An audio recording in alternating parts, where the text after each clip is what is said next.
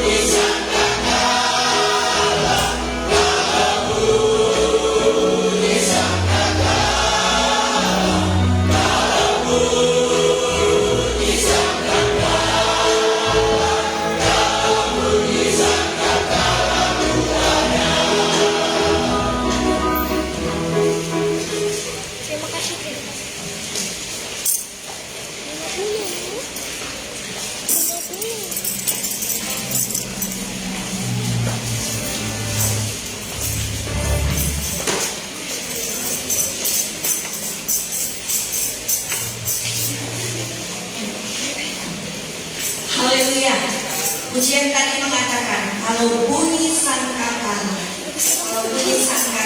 kepada ya, kita semua yang hadir pada saat pagi hari ini tentunya semuanya mempunyai tujuan yang sama, yaitu surga yang kekal. Karena itu mari kita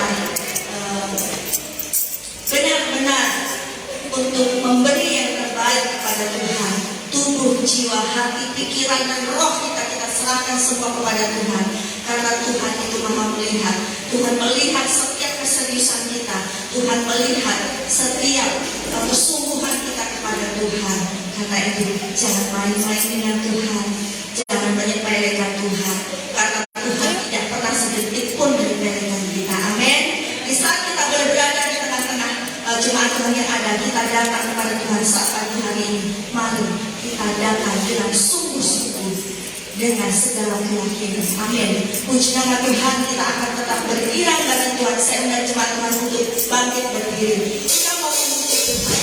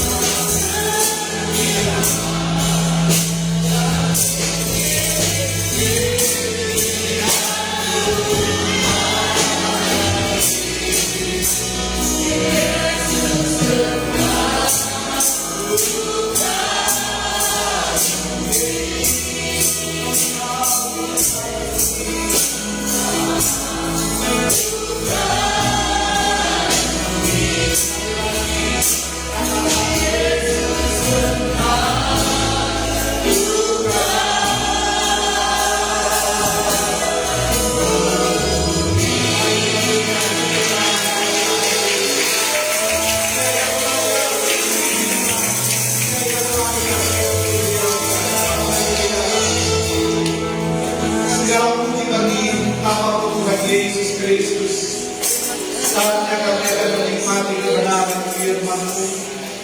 Kiranya kuasa Roh Kudus akan tetap memberikan pengertian kepada kami, akan tetap memberikan kebijaksanaan kepada kami, dan kuasa Roh Kudus yang mengurapi kami semua untuk kami dapat mampu melakukan setiap apa yang kita kehendaki lewat pembacaan dan pendengaran akan firman-Mu yang benar. Berkati kami saat ini yang Tuhan dalam ibadah, kami telah menikmati kuasa pujian dan penyembahan. Saatnya kami akan menikmati firman-Mu ya Tuhan. Firman dapat bertanam dalam hidup kami semua dan semakin mendewasakan kami sebagai umat yang percaya kepada Tuhan, untuk kami siap masuk di dalam kerajaan surga yang tinggal kekal bersama-sama dengan Engkau.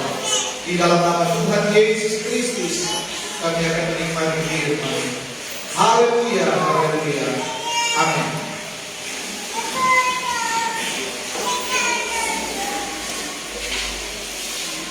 Puji Tuhan, salam sejahtera di dalam kasih Tuhan Yesus Kristus bagi Bapak Ibu yang saya kasihi di dalam nama Tuhan Yesus Kristus. Pada hari ini kita akan sama-sama membaca satu ayat yang sering kita dengarkan saudara, atau sering kita baca di dalam Ibrani pasal yang ke-10.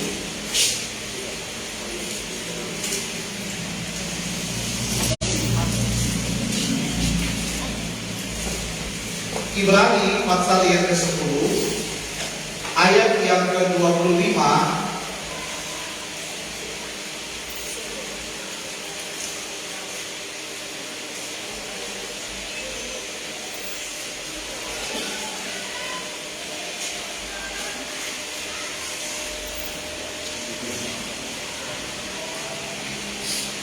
Ibrani 10 ayat yang ke-25, kita bangkit berdiri saudara.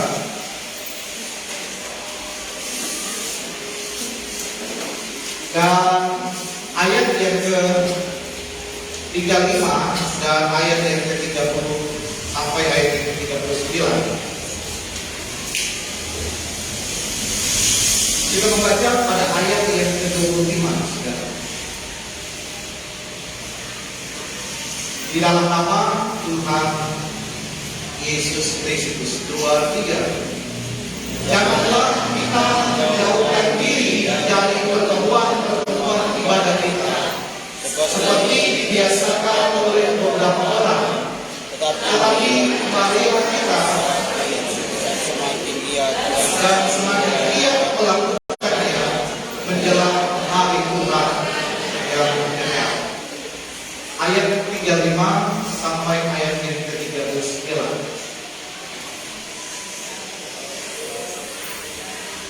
Ayat yang ke-35.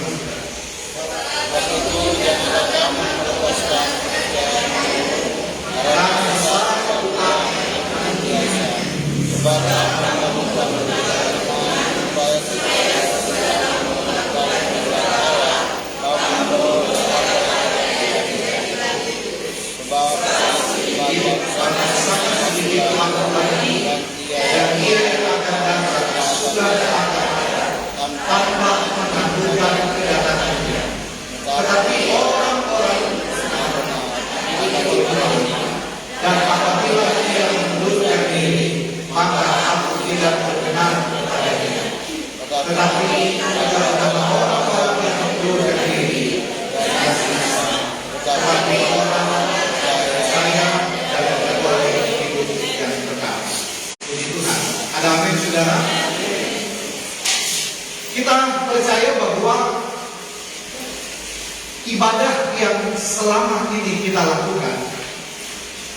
ibadah yang selama ini kita tunjukkan kepada Tuhan adalah ibadah yang akan bermanfaat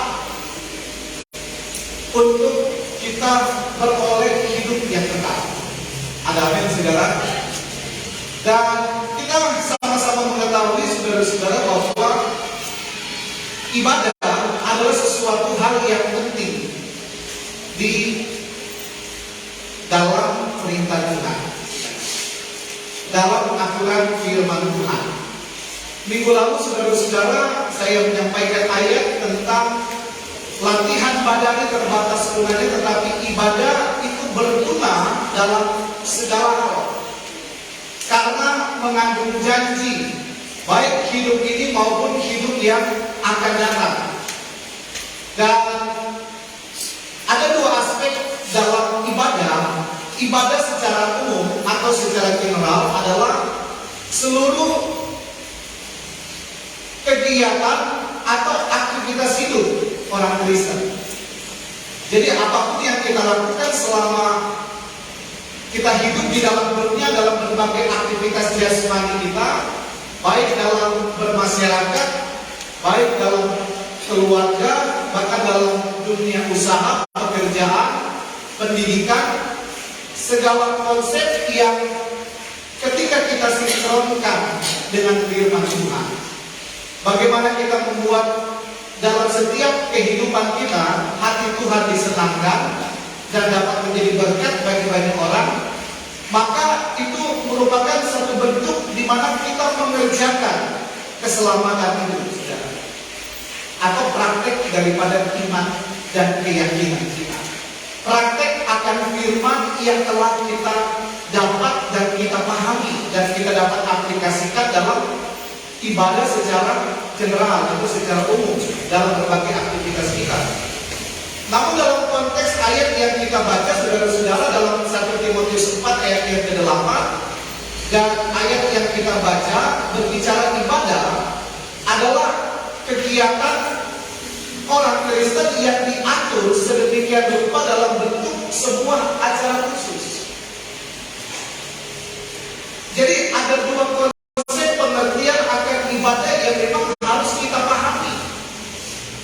Dan minggu lalu saya katakan sikap pada saat kita beribadah secara khusus kepada Tuhan, ada sikap yang memang harus kita tunjukkan, kita terapkan di dalam hidup kita, yang bertujuan kita perlihatkan kepada Tuhan.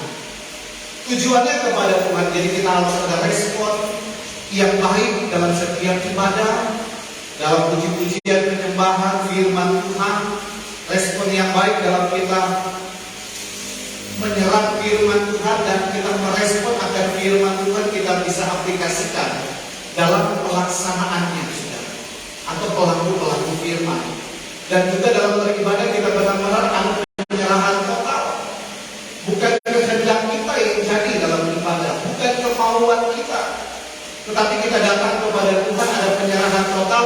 Segala sesuatu yang kita lakukan dalam ibadah jadilah sesuai dengan kehendak Tuhan.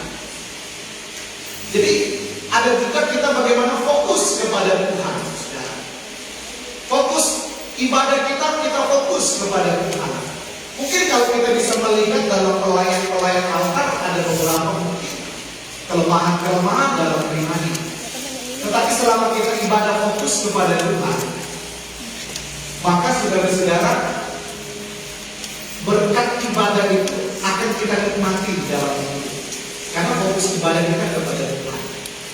Dan juga kalau kita beribadah, minggu lalu saya katakan, biarlah kita benar-benar dapat menikmati akan ibadah. Pujian penyembahan benar-benar kita masuk di dalamnya, lebih dalam lagi. Bagaimana kita bisa menikmati Tuhan dalam pujian penyembahan, dalam pembacaan akan firman Tuhan. Dan dalam konteks ayat yang kita baca, janganlah kita menjauhkan diri dari pertemuan-pertemuan ibadah kita seperti dibiasakan beberapa orang, tetapi marilah kita saling menasihati dan semakin giat melakukannya menjelang hari Tuhan yang mendekat. Kalau kita melihat itu sudah ibadah di satu tempat, atau ibadah yang lebih dari 1-2 orang berkumpul. Itu merupakan satu konsep yang memang sudah ada di dalam firman Tuhan. Kita bisa melihat bagaimana perjalanan bangsa Israel, ada perintah Tuhan yang diberikan untuk mendirikan kemah suci, untuk di mana umat-umat Tuhan dapat berkumpul beribadah di dalamnya. Kemudian kita bisa melihat dari kemah suci, saudara-saudara, di dalamnya ada, dikatakan ada tabernakel, saudara, dan kemudian dalam perjalanannya kita melihat ada konsep bait Allah yang dibangun oleh Salomo dan lebih berbentuk lagi sebuah bangunan untuk umat-umat Tuhan beribadah, untuk umat-umat Tuhan berkumpul. Dan kita bisa melihat bagaimana ada sinagog yang dibangun oleh Yahudi. Kaum Yahudi kurang lebih ada sama dengan bangunan yang bisa berkumpul lebih daripada 1-2 orang untuk melakukan beribadah. Ada pertemuan ibadah di dalamnya, saudara. Dan dari sejarah, dari bait Allah, saudara, kemah suci muncul kepada bait Allah, dan muncul satu bangunan-bangunan gereja yang kita lihat berbagai macam bentuk gereja, baik yang ada di luar negeri, bahkan yang ada di negara kita atau di daerah kita. Ada banyak bentuk-bentuk gereja di dalam yang dibangun, saudara. Tetapi yang utama bagaimana ada satu tempat umat-umat Tuhan berkumpul untuk beribadah kepada Tuhan. Ada konsep pujian, ada konsep penyembahan, ada konsep pembacaan akan firman Tuhan. Sehingga kita bisa melihat ada berkat Tuhan dari ibadah yang kita lakukan yang akan turun memberkati kehidupan kita. Ada umat Tuhan di dalamnya, ada pelayan-pelayan di dalamnya, ada imam-imam besar, ada imam, ada pemberita firman, dan kita melihat organisasi gereja di negara kita itu begitu banyak. Ada aras gereja, PGI, PGBI, saudara, yang di dalamnya juga menampung berbagai macam organisasi gereja yang bertujuan, saudara-saudara, praktek daripada ayat ini. Betapa pentingnya ibadah bagi setiap umat yang percaya kepada Tuhan.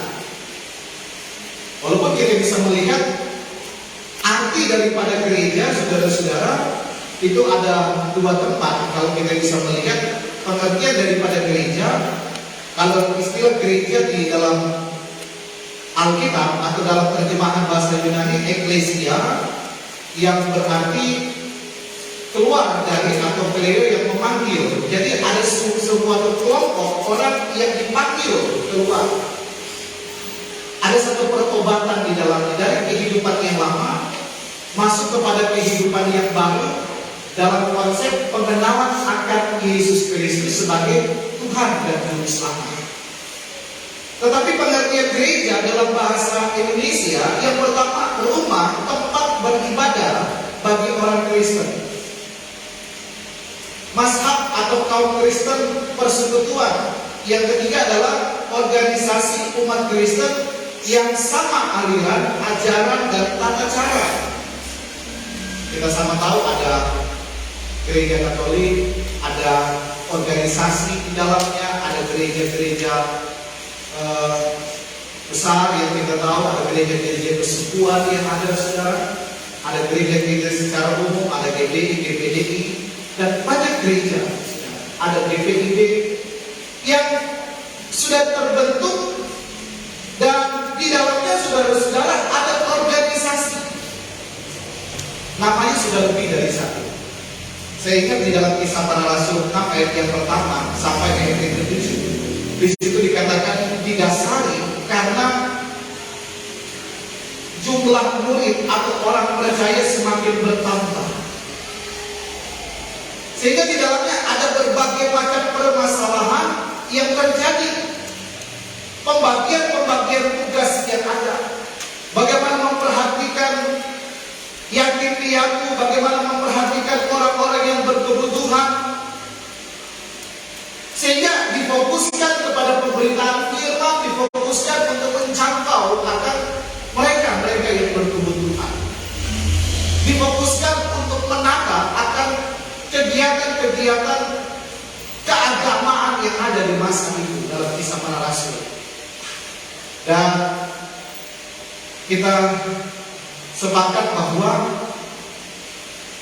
gereja dan organisasi gereja adalah sesuatu yang sangat penting bagi setiap orang yang percaya kepada Tuhan, bagi setiap orang Kristen yang memang bernaung di dalamnya.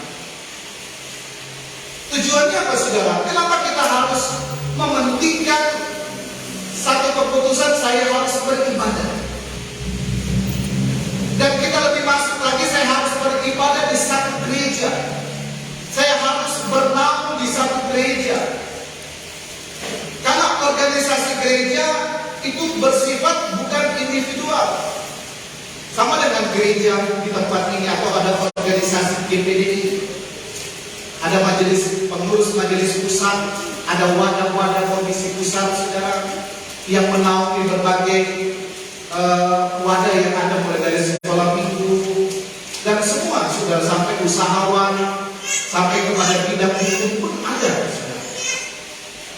Dan sampai kepada daerah ada majelis daerah, organisasi yang dipimpin oleh majelis daerah. Sampai kepada majelis wilayah, di dalamnya ada komisi-komisi wilayah. Sampai kepada organisasi terkecil yaitu gereja lokal, ada gembala sidang.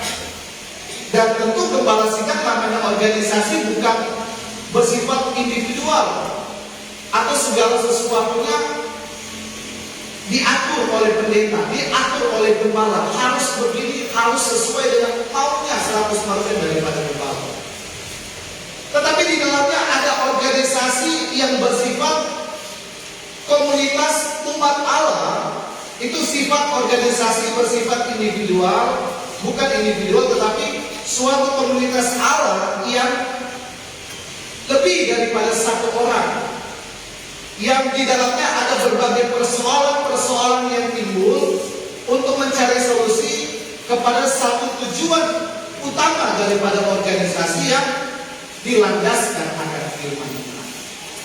Bukan sekedar konsep manusia, tetapi konsep manusia yang disejajarkan dengan aturan-aturan firman Allah. Sehingga akan terbentuk satu konsep ibadah, konsep pelayanan yang berjalan, bertujuan untuk mencapai satu tujuan Allah. Ada pemberdayaan di dalamnya, saudara. Bagaimana kita menggali setiap potensi dan kemampuan yang dimiliki oleh umat-umat Tuhan dalam berbagai wadah pelayanan yang ada, dalam berbagai jadwal yang ada. Tetapi di dalamnya, saudara-saudara, tetap harus berlandaskan konsep firman Tuhan yang menguatkan umat Tuhan iman dan membawa umat-umat Tuhan dewasa dalam mengenal akan Tuhan. Tujuan yang utama supaya kita bisa kuat dalam iman kita, saudara, menjelang hari Tuhan yang sudah dekat. Ada wadah-wadah yang dibentuk yang bertujuan, saudara-saudara, ada ibadah-ibadah kecil di dalamnya. Dalam ibadah tentu, saudara-saudara, bukan sekedar menggali potensi, talenta, dan karunia daripada jemaat, tetapi membawa umat-umat Tuhan bisa lebih dekat dulu dengan Tuhan. Masalah cara kerja Tuhan untuk merubah hidup kita, itu tinggal bagaimana ketika kita memberi diri kita, totalitas kita di dalam kita beribadah kepada Tuhan. Ada bagian kita yang harus kita lakukan, tetapi ada bagian-bagian Allah yang mampu Tuhan kerjakan di dalam hidup kita, membawa, mempersiapkan gereja kita. Dalam konsep kita melayani Tuhan, melayani sesama. Dalam konsep kita mengasihi Tuhan dan kita mengasihi sesama. Dan akan membawa kedewasaan, kesempurnaan di dalam tubuh Kristus sesuai dengan kebenaran firman Tuhan. Itulah sebabnya betapa pentingnya dalam kita mempersiapkan setiap pelayanan, kita benar-benar harus rajin baca firman Tuhan. Boleh kita mengambil referensi dari Google, saudara. Karena salah satu cara juga untuk perpustakaan kita, saudara. Dulu mungkin kita wajib penuhi, tetapi sekarang sudah sangat mudah, dipermudah. Teknologi juga dipakai oleh Tuhan untuk mempermudah gereja Tuhan. Bagaimana kita bisa menjadi dewasa dan menjadi pelaku-pelaku akan firman Tuhan. Tetapi segala sesuatunya kita harus sinkronkan dengan firman Tuhan. Pada saat saudara mempersiapkan segala sesuatu, kita baca firman Tuhan, sudah dipastikan akan ada hikmat Tuhan, akan ada pengertian-pengertian baru yang Tuhan kembangkan di dalam hidup kita. Sehingga tujuan organisasi itu akan mencapai satu tujuan, saudara. Ada kedewasaan yang paling utama, saudara-saudara, adalah bagaimana mempersiapkan hidup kita menjadi pribadi yang lebih baik di hadapan Tuhan, untuk kita siap masuk di dalam kerajaan surga. Setiap gereja memiliki karakteristik yang berbeda-beda. Ada pelayanan kota, ada pelayanan desa. Tentu manajemennya berbeda-beda, saudara. Ada sistem-sistem yang diterapkan di dalam gereja-gereja. Jadi kita tidak heran kita melihat konsep pelayanan gereja di kota dengan gereja di desa, atau gereja di satu desa dengan desa yang lain sudah pasti berbeda-beda. Jadi ada episkopal dan sampai kepada presbyterial, sinodal dan lain-lain. Ada juga konsep bagaimana bersifat presbyterial di tingkat wilayah, daerah dan nasional. Kemudian bersifat kongresional di tingkat lokal. Dalam artian saudara-saudara, bagaimana kongresional, gasional, jemaat lokal dalam pengaturan akan ibadah, dalam pengaturan akan penyampaian firman Tuhan, dalam pengaturan penerapan anggaran dasar, anggaran rumah tangga gereja, dalam penerapan kebijakan-kebijakan yang memang ada kebijakan gembala yang dilihat disesuaikan dengan situasi karakteristik daerah tertentu. Jadi antara konsep ibadah di gereja, satu gereja dengan gereja yang lain, sudah dipastikan ada perbedaan satu dengan yang lain. Sudah lihat gereja daerah yang bersifat kedaerahan, saudara, tentu agak beda berbicara tentang ibadah secara umum. Ibadah secara umum tidak pernah diterapkan atau pernah juga diterapkan kita menyanyi dengan bahasa daerah. Tetapi ada gereja-gereja yang jemaat-jemaat lokal dari awal sampai akhir bahasa daerah. Suku tertentu atau bahasa negara tertentu. Kemudian konsep firman Tuhan. Konsep firman Tuhan yang harus diterapkan dalam jemaat lokal adalah kita harus secara utuh memahami firman Tuhan secara utuh, saudara. Contoh, saudara-saudara, bagaimana kita mempersiapkan segala sesuatunya. Kalau kita melihat standar daripada perjanjian lama, itu sangat ketat, saudara. Mulai daripada pelayan-pelayannya, saudara, mulai daripada pengurus-pengurus gereja, begitu ketat standar. Bahkan juga kita bisa melihat di dalam perjanjian baru yang dituliskan oleh Timotius, bagaimana standar-standar yang dibuat di dalamnya. Tetapi ada sisi lain ketika masa Yesus sudah mempermudah untuk umat-umat Tuhan bisa beribadah, memberikan jalan untuk umat-umat Tuhan layak datang ke ibadah dan mendengarkan firman Tuhan. Kita sepakat korban darah Yesus mati di kayu salib, dia sudah menyempurnakan segala aturan-aturan yang ada. Kalau kita pakai standarisasi, orang yang datang ke gereja adalah orang-orang yang suci hatinya. Itu standar firman Tuhan. Orang-orang yang tidak berdosa dan orang-orang yang masih ada dosa nggak layak masuk ibadah, nggak layak untuk melayani Tuhan. Tidak ada manusia pun satu di dunia ini yang dapat memenuhi standar. Tetapi kita bersyukur kepada Tuhan dalam penerapan firman Tuhan. Ketika kita datang kepada Tuhan, ketika kita ingin melangkahkan kaki kita dalam ibadah, ketika kita ingin melayani Tuhan, benar-benar kita mempersiapkan hidup kita. Mungkin ada kebiasaan-kebiasaan yang tidak baik di dalam hidup kita, tetapi karena kita benar-benar ingin beribadah, itu nanti akan terbangun sendiri konsep bagaimana kita menghormati Tuhan, bagaimana kita meminta kelayakan dari Tuhan. Jadi betapa pentingnya semua pelayan-pelayan untuk berlatih. Kemudian sebelum melayani harus berdoa dulu, saudara, minta kelayakan daripada Tuhan. Setiap jemaat Tuhan yang datang beribadah, ada saat teduh waktu saudara datang ke gereja, atau saudara bisa saat teduh di rumah, untuk Tuhan saya mau beribadah, berikan kelayakan, supaya ibadah ini benar-benar dapat bermanfaat bagi diri saya, dan berguna, dan mengandung janji, dan dapat merubah hidup saya. Ada bentuk kesadaran yang akan terbangun di dalamnya.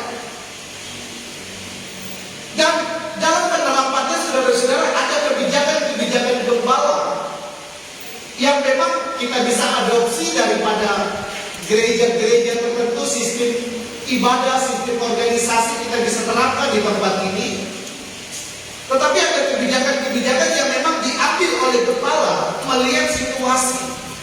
Tetapi segala sesuatu ada tujuan ke depan. Bagaimana untuk membuat satu sistem itu dapat berjalan dengan baik, saudara. Namanya organisasi, tetap ada satu dua perbedaan.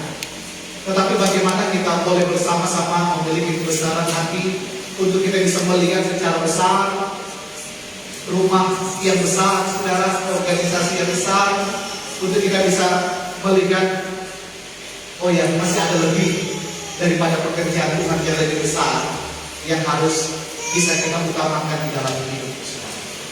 Kalau saya hanya mau memiliki konsep saya, nggak bisa, saudara. Karena saya sudah melihat bagaimana struktur gereja yang kita sudah bangun, kita sudah sepakati, saya melihat sudah berjalan, dan ada kebijakan-kebijakan daripada pengurus-pengurus gereja yang saya lihat, oh, nggak ada dalam konsep saya, tetapi mereka jalankan. Dan semua bertujuan untuk kemuliaan nama Tuhan.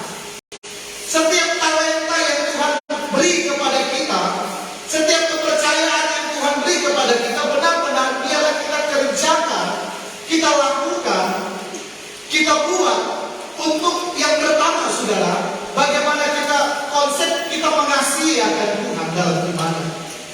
Bagaimana konsep kita ingin menyenangkan hati Tuhan lewat buah-buah pemikiran yang ada dalam hidup kita. Karena segala sesuatu yang kita lakukan, saudara, itu merupakan taburan-taburan rohani yang akan bermanfaat di dalam kehidupan kita, baik hari ini, besok, dan di masa yang akan datang. Masalah berkat makan minum pakai keuangan itu bonus dari Tuhan. Tuhan bilang orang yang rajin bekerja itu ada upahnya. Orang yang bekerja untuk Tuhan itu ada upahnya. Itu konsep firman Tuhan. Tentu saudara, dalam gereja lokal kita memiliki satu pandangan bagaimana ada visi ke depan dan ada misi di dalamnya. Tentu juga kita harus bentuk struktur supaya kita bisa berjalan bersama-sama untuk membangun satu pekerjaan Tuhan yang bisa berjalan, saudara-saudara. Namanya organisasi, saya katakan awal, bukan individual, bukan hanya konsep gembala, saudara, dia menentu, tetapi pengurus-pengurus gereja, pengurus-pengurus wadah itu benar-benar bisa lebih maksimal lagi, saudara. Dan firman Tuhan katakan itu juga bentuk ibadah kita secara universal yang boleh kita tunjukkan kepada kita. Jadi pelayanan apapun sekalipun tidak dilihat oleh orang, kita mengkonsep segala sesuatu orang tidak lihat. Saudara berpikir segala sesuatu untuk kemajuan pekerjaan Tuhan orang tidak lihat. Tetapi ada satu mata yang tetap melihat, yaitu mata Tuhan. Dia melihat setiap aktivitas kita yang bertujuan untuk menyenangkan hati kita. Jadi ada visi bagaimana kita harus melayani Tuhan dengan baik, melayani sesama dengan baik. Bagaimana kita mengasihi Tuhan, juga kita harus mengasihi sesama dengan baik. Ada beberapa ayat yang pernah saya sampaikan akan visi kita. Di awal pelayanan saya ditempatkan di tempat ini. Yang satu, yang terutama bagaimana mempersiapkan diri kita. Kita bisa menjadi pribadi yang semakin didewasakan oleh Tuhan untuk kita siap masuk dalam kerajaan surga. Jadi ada totalitas pembentukan yang dibuat oleh Tuhan pada saat kita beribadah kepada Tuhan. Jadi langkah yang kita buat untuk kita bisa menjangkau akan tujuan gereja, tujuan beribadah secara di gereja saudara, atau secara fisik yang ada, secara khusus. Yang pertama saudara-saudara, tentu ada konsep menjangkau jiwa-jiwa. Ada konsep bagaimana menjangkau jiwa-jiwa. Karena saudara-saudara, gereja, kita melihat gereja tentu satu tempat di mana umat Tuhan berkumpul. Dari berbagai tempat, kita ada dari berbagai tempat. Kita berkumpul di tempat ini, di satu gereja. Bertujuan saudara-saudara untuk kita merespon. Banyak ayat yang bisa kita sinkronkan. Yang pertama mungkin kita bisa melihat, marilah kepadaku hai engkau yang berarti sudah berbeban berat, aku akan memberikan kelegaan kepadamu. Dari kata mari adalah kata kerja aktif yang bergerak dari satu titik ke titik yang lain, dari satu tempat ke tempat yang lain. Tetapi kita konsepkan bagaimana kita datang kepada Tuhan. Ada kita berdoa secara pribadi, tetapi kita datang kepada Tuhan dalam ibadah di gereja. Dan kita juga merespon bagaimana kata berserulah kepadaku. Di tempat ini kita bisa berseru kepada Tuhan. Di tempat ini kita bisa menyampaikan segala permohonan kita. Karena itu tujuan kita datang ke gereja. Ada banyak tujuan kita ke gereja. Tetapi tujuan kita ke gereja yang pertama, kita mau ketemu dengan Tuhan. Kita mau melakukan firman Tuhan. Kita mau beribadah, dalam ibadah kita mau menyenangkan hati Tuhan. Bagaimana kita menjangkau jiwa-jiwa. Jadi setiap siapapun yang datang ke gereja itu memiliki kesempatan yang sama, memiliki peluang yang sama untuk kita ada di gereja. Jadi saya tidak pernah membuat peraturan yang datang ke gereja hanya khusus orang-orang tertentu. Saya tidak pernah menyampaikan kepada jemaat, jemaat kalau masih ada dosa jangan dulu datang ke gereja. Kalau hidupku belum baik, jangan dulu datang ke gereja. Tidak ada demikian. Karena gereja, saudara-saudara, adalah satu wadah, satu tempat. Kita sama-sama kita butuh Tuhan. Amin, saudara. Kita datang ke gereja, kita sama-sama kita perlu akan Tuhan. Secara pribadi kita mau ketemu dengan Tuhan. Secara pribadi kita mau berseru kepada Tuhan. Secara pribadi kita mau katakan kepada Tuhan, Tuhan, inilah hidup saya. Rubah hidup saya, ubah hidup saya, perbaharui hidup saya. Kita datang ke gereja, kita ingin menyampaikan satu konsep. Tuhan, saya mau masuk ke surga. tujuan kita ke gereja. Bagaimana kita harus mengajak setiap orang, siapapun kita saudara, apapun keadaan kita. Kita wajib sampaikan, yuk kita datang ke gereja. Yuk kita beribadah. Jadi gereja adalah satu tempat siapapun berhak untuk datang kepada Tuhan. Gereja juga satu tempat untuk setiap kita yang Tuhan kasih talenta, untuk kita mengembangkan talenta yang Tuhan berikan. Setiap kita memiliki kesempatan yang sama untuk kita terlibat dalam berbagai macam pelayanan gereja, dalam wadah-wadah yang ada. Jadi tidak ada kata ketika mungkin ada pengurus-pengurus wadah gereja menjadwalkan kita atau menunjuk kita. Nanti si A berdoa, nanti si A bawa firman Tuhan, atau yang berdoa dulu lah saudara. Jangan ada perasaan, aduh saya nggak bisa berdoa, saya nggak bisa melayani Tuhan. Karena setiap kita memiliki kesempatan yang sama di mana Tuhan. Kita setia dulu dalam perkara-perkara kecil. Baik mulai dari sekolah minggu, pemuda remaja, ibu-ibu, bapak-bapak yang ada dan wadah-wadah yang lain, saudara. Kita harus memilih, kita harus berani melibatkan diri dalam setiap pelayanan-pelayanan. Itu konsep menjangkau jiwa. Jangan ada kata saya tidak bisa. Tapi kita belajar bersama-sama. Misalkan kita belum bisa berdoa, tidak ada masalah kalau kita tulis dulu doa. Kita tulis dulu, baru kita baca itu doa pembukaan, doa firman Tuhan. Tidak masalah saudara, kita tulis dulu. Kemudian kita bisa melihat saudara-saudara, nanti selanjutnya kita akan melihat ada konsep di mana kita menerapkan prinsip kekudusan di dalamnya. Dalam ibadah ada konsep kekudusan, dan saya percaya setiap kita masih ada berbagai kelemahan. Tetapi kita bisa menempatkan diri kita.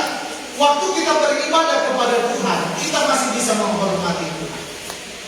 Tidak pernah saya lihat orang sementara beribadah di tempat ini main judi, bawa regi dan main gereja sementara ibadah. Tak pernah saya lihat. Jadi berbagai kekurangan kita, tetapi kita masih bisa mengembangkan konsep kekudusan. Sebelum kita melayani Tuhan, kita minta kelayakan dari Tuhan. Ampuni segala kelemahan saya. Dan saya percaya konsep yang kita bangun, nanti ada waktu Tuhan akan semakin menyempurnakan hidup kita, melepaskan kebiasaan-kebiasaan yang tidak berkenan di hadapan Tuhan. Orang yang sudah masuk di area Tuhan, ada waktu Tuhan untuk terbakar dengan sendirinya. Ada amin saudara? Ada waktu Tuhan akan hangus dengan sendirinya. Dalam artian hal-hal yang tidak baik itu akan terbakar dengan kedekatan kita dengan Tuhan. Kedagingan-kedagingan kita akan Tuhan bawa untuk kita benar-benar kita melihat bahwa Tuhanlah yang menjadi sandaran di dalam hidup kita. Tuhanlah yang dapat merubah kehidupan kita. Ada prinsip penerapan kekudusan di dalamnya. Dan kita bisa melihat di dalam kebenaran firman Tuhan. Ada standar gereja juga yang harus kita terapkan di dalam hidup kita. Bagaimana pada saat kita beribadah kepada Tuhan, kita melakukan akan firman Tuhan. Tujuan kita dengar firman Tuhan, bagaimana kita bisa melakukan firman Tuhan. Ada amin saudara? Tujuan kita datang ibadah, ada firman Tuhan. Pencapaian akan kita tingkat pengertian akan firman Tuhan. Bagaimana kita bukan hanya kita mengerti firman, tetapi bagaimana kemampuan kita, kesadaran kita untuk kita dapat melakukan akan kebenaran firman Tuhan. Ada praktek firman Tuhan. Ada bagaimana kita mengerjakan keselamatan yang saya katakan ibadah dalam konsep secara universal. Tetapi ada praktek kita memperkatakan akan firman Tuhan. Dalam setiap ibadah, ketika kita dengar firman Tuhan, bagaimana kita meyakini akan firman Tuhan yang kita baca dan kita dengar. Kalau saudara yakin Tuhan yang kita percaya adalah juru selamat dalam hidup kita, perkuat keyakinan bahwa jalan ke surga itu hanya di dalam Yesus. Ada amin saudara? Kalau kita percaya iman kita, Yesus mampu menjawab doa-doa kita. Kita berkatakan bahwa setiap permohonan kita di dalam nama Yesus, Tuhan jawab. Di dalam nama Tuhan Yesus, Tuhan sembuhkan sakit saya. Bagaimana kemampuan atau keberanian kita untuk kita memperkatakan akan firman Tuhan dalam setiap ibadah yang ada. Sehingga berkat ibadah, waktu kita ibadah, kita bukan hanya menjadi pribadi yang tidak aktif, tetapi kita harus proaktif merespon dan kita mempraktekkan akan firman Tuhan. Seberapa besar pengetahuan kita tentang Tuhan, katakan itu di dalam hidup kita. Saudara mau memperkatakan firman Tuhan. Jadi kalau saat ini kita datang dengan berbagai macam pergumulan, kita praktek, saudara. Perkatakan dengan iman. Tuhan, saya percaya Engkau adalah Tuhan yang tidak pernah berubah. Firman-Mu adalah ya dan amin. Saya tahu bahwa Engkau berkuasa dalam hidup saya. Saya tahu Engkau mampu melakukan mujizat dalam hidup. Kita perkatakan, Tuhan, saya datang dengan sakit penyakit di dalam nama Tuhan Yesus, sakit saya sembuh. Tuhan, saya datang dengan berbagai macam kelemahan, saya masih ada dosa. Di dalam nama Tuhan Yesus, dosa saya diampuni. Kita datang kepada Tuhan, kita berkatakan bahwa saya pasti bisa berubah. Kebiasaan yang tidak baik Tuhan pasti mampu lepaskan. Saya pasti mampu bangkit daripada keterpurukan. Saya pasti mampu untuk melihat bagaimana Tuhan menyelesaikan masalah saya. Saya percaya di dalam nama Tuhan Yesus, segala perbuatan daging dilepaskan. Saudara percaya ketika saudara memperkatakan perkataan iman terhadap pergumulan saudara, Tuhanlah menjadi jawaban. Ada apa yang saudara? Jadi setiap ibadah, mari kita bukan hanya menjadi pendengar, tetapi kita menjadi pelaku-pelaku yang paling mudah kita perkatakan firman Tuhan dalam setiap pergumulan hidup kita. Puji Tuhan, sehingga setiap ibadah akan bermanfaat di dalam hidup kita sampai Tuhan dapat menjemput hidup kita. Kita benar-benar menjadi pribadi yang kuat, menjalani kehidupan akhir zaman, dan kita benar-benar siap untuk kita bisa masuk di dalam kerajaan surga yang kita kenal. Puji Tuhan. Amin firman Tuhan. Kita bangkit berdiri saudara. Kita nyanyikan satu pujian tak terbatas kuasa Tuhan, dan kita berkatakan dengan iman bagaimana kemahakuasaan Tuhan di dalam kehidupan kita. Ada kuasa puji-pujian, ada kuasa penyembahan dalam ibadah. Dan kita juga akan diteguhkan dalam kuasa firman Tuhan. Kita dengar firman Tuhan dan kita berkatakan firman Tuhan itu di dalam hidup kita. Dan setiap pergumulan kita dengan iman diselesaikan oleh Tuhan. Tak terbatas kuasa Tuhan. Haleluya, haleluya. Puji Tuhan, puji Tuhan. Terbatas kuasa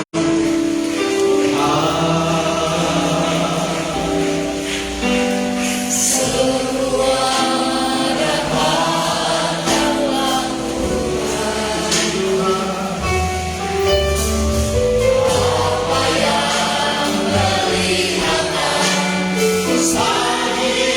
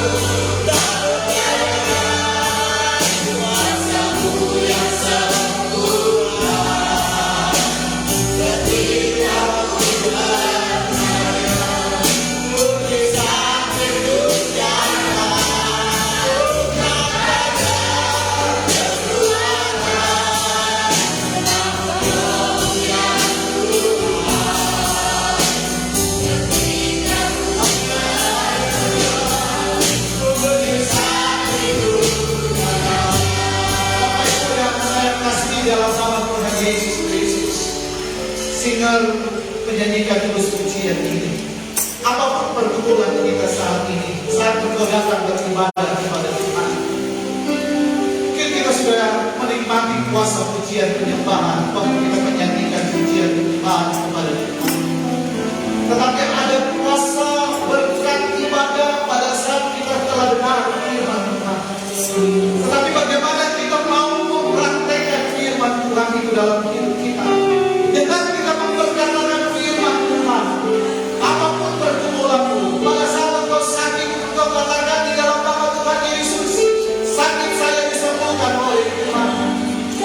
Pada saat engkau ada masalah, engkau katakan pada masalahmu bahwa Tuhan mampu menyelesaikan masalah saya.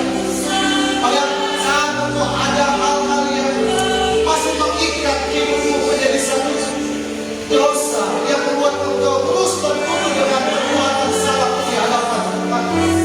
Engkau katakan setiap perbuatan daging di dalam nama Tuhan Yesus Kristus dilepaskan oleh Tuhan. Di dalam nama Tuhan Yesus kita dibaharui oleh Tuhan. Perkatakanlah firman itu dalam hidup saudara. Haleluya, haleluya.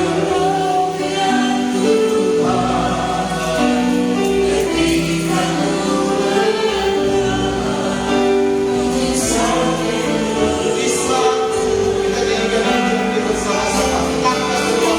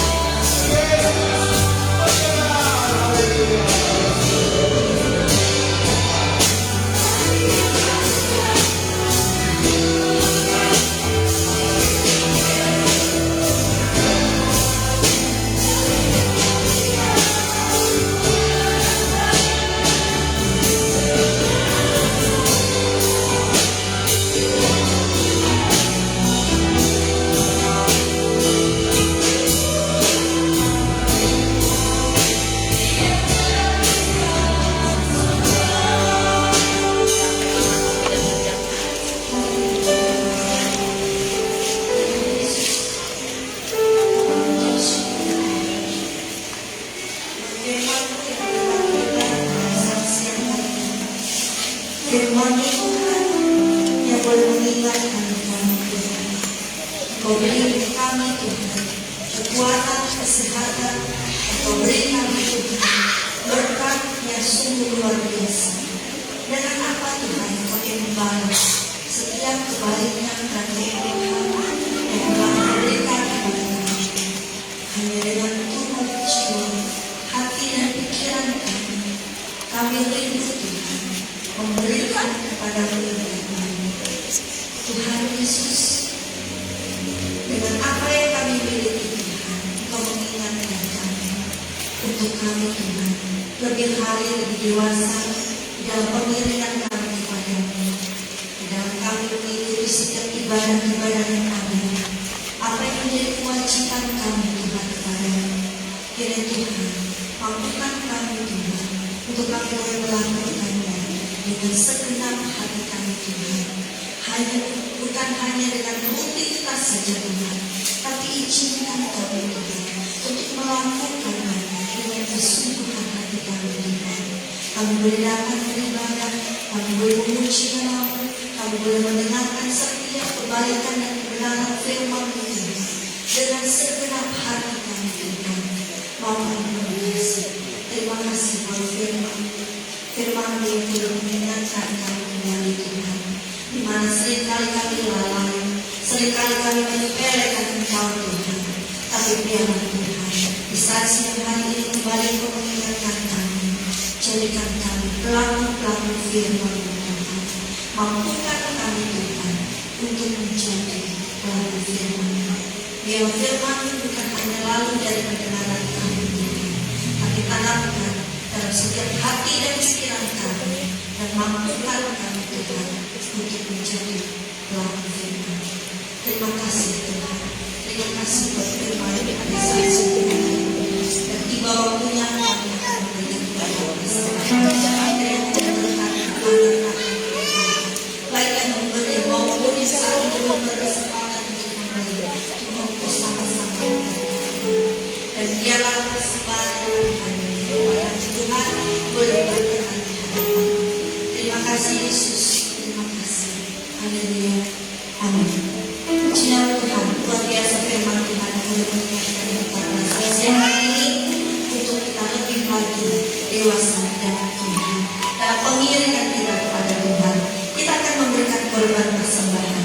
Apa yang kita perlukan, apa yang kita butuhkan, semuanya selalu Tuhan berikan, selalu Tuhan cukupkan dalam kehidupan kita. Karena itu saat ini kita boleh berkata, Tuhan, kami sungguh puas dengan apa yang Tuhan kerjakan dalam kehidupan kami. Katakan, ku sungguh puas. Haleluya.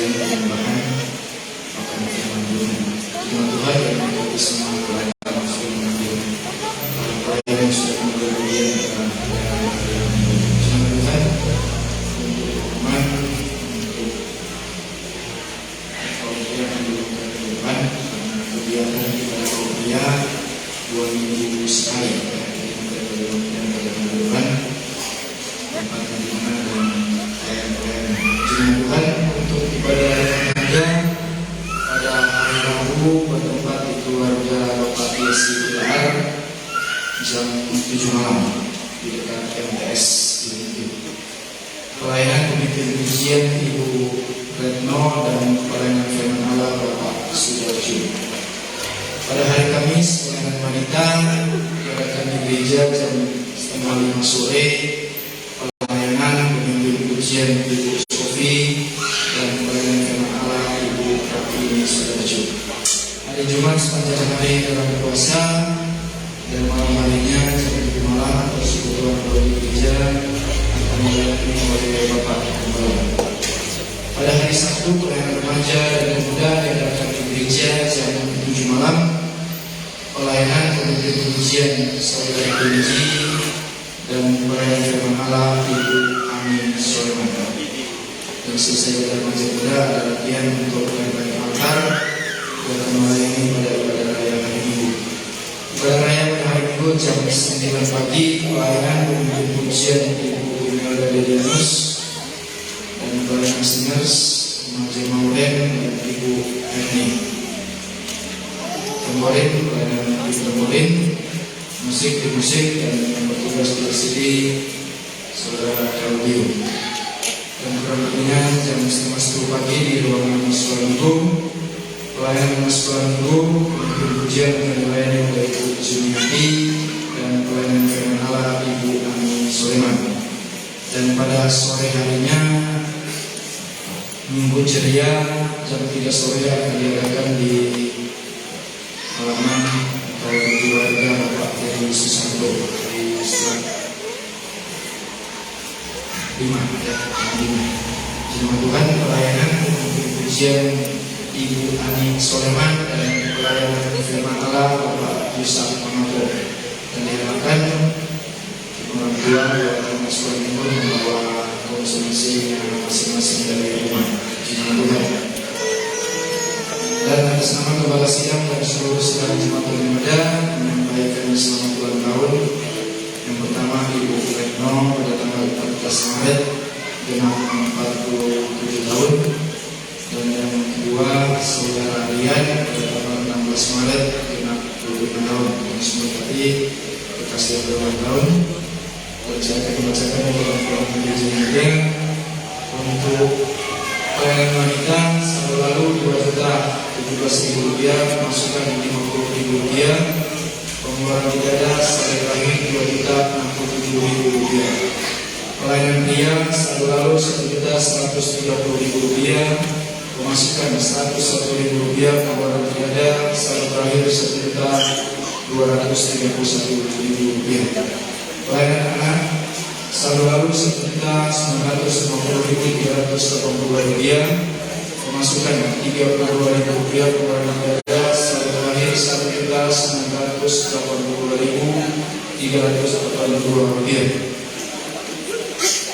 Dan remaja muda, pelayanan musik selalu lalu 1.209.000 rupiah, pemasukan 130.000 rupiah, pengeluaran ibadah sampai terakhir 1.339.000 rupiah.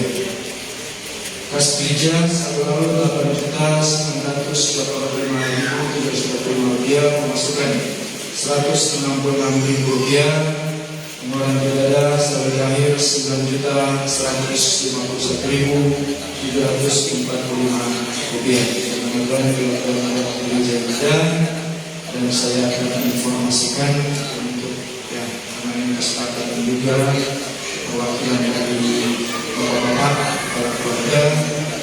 Jadi untuk dana buka atau dana kematian kita iuran wajib yang namanya wajib ya mohon ya tolong ya karena ini untuk kita bersama ya semuanya kita ada waktunya seperti pujian Om Ibu tadi ya ada waktunya ya kalau kita sudah dipanggil ya pasti kita akan ya mempersiapkan diri kita ya sebelum jadi untuk pas buka untuk dana kematian yang saat ini kasnya berada di 727.000 rupiah ya, kas yang ada. Jadi dimulai pada bulan ini ya, sampai 5 bulan ke depan, sampai dengan bulan Juli 2023, iuran wajib setiap kepala keluarga ya, yang terdaftar di Jemaat GPD Inti diwajibkan menyetor Rp100.000 selama 5 bulan ya, karena untuk stok anggaran kita untuk dana kematian, untuk peti mungkin nanti plus baju ya, karena peti juga ya nanti bisa bertambah anggarannya ya, jadi petinya nanti lebih besar yang minimal ya.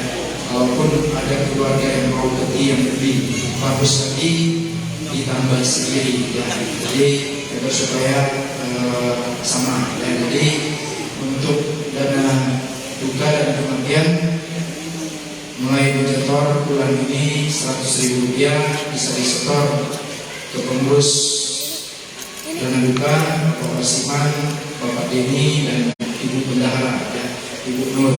Dan kalaupun mungkin mau titip, silakan bisa titip lewat Bapak Kepala atau pengurus di yang lainnya ya. Jadi wajib yang kami mohon dengan sangat wajib ya. Kalaupun mungkin ada yang belum menyetor, nanti kami akan bacakan ya, karena akan di checklist ya.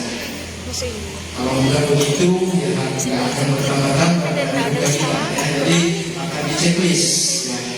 Mohon dengan sangat ya, ini untuk kebersamaan kita, karena pasti kita akan menghadap hadirat Tuhan lewat kematian yang ada ya. Jadi kematian itu penting ya. Kalau mungkin pesta pora lainnya mungkin itu nomor sekian, tapi kematian itu sangat penting ya. Jadi mohon kesediaannya jemaat yang ada, kepala keluarga yang ada, mohon sangat ya untuk menyetor iuran yang ada mulai bulan ini, yaitu mulai Maret sampai dengan bulan Juli 2023.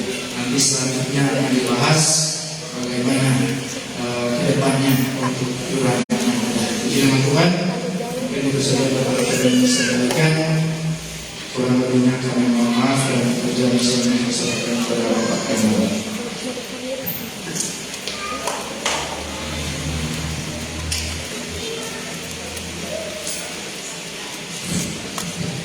Puji Tuhan, kita akan akhiri ibadah, dan untuk pengurus dana duka, saya mengundang Bapak Warsiman dan Bapak Denny untuk dilantik didoakan pada saat ini.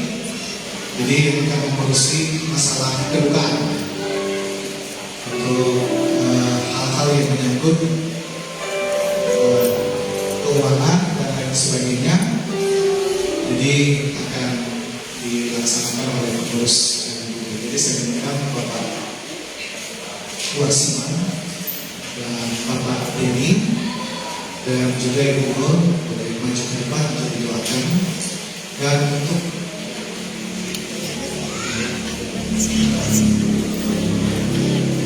yang berhari tahun untuk pengurus tamborin bagaimana sudah dilengkapi? Pengurus tamborin saya mengundang ketua tamborin dan pengurus yang sudah disepakati untuk boleh maju ke depan. Kedua sekretaris bendahara dan jabatan maju.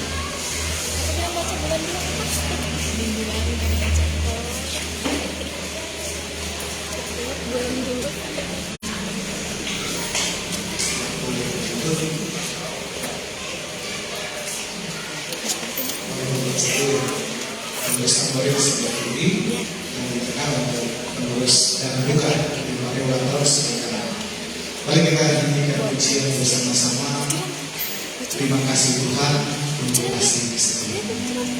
Terima kasih Tuhan untuk kasih setia.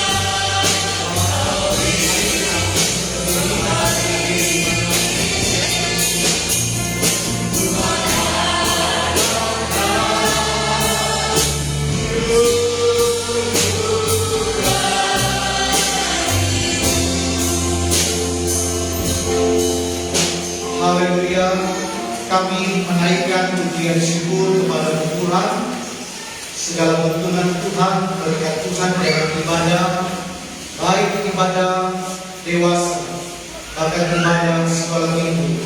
Semua yang sudah hadir, semua yang sudah melayani, mari Tuhan berkati.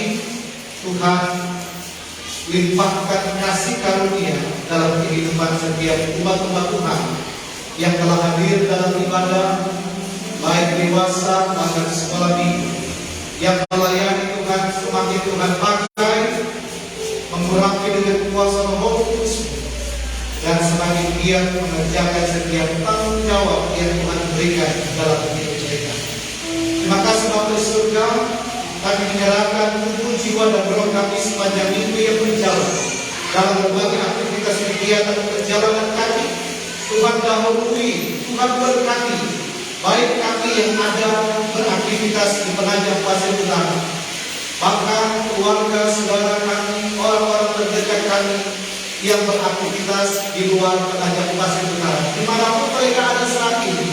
Berkat Tuhan juga turut memberkati hidup mereka, sebagaimana doa kami diberkati.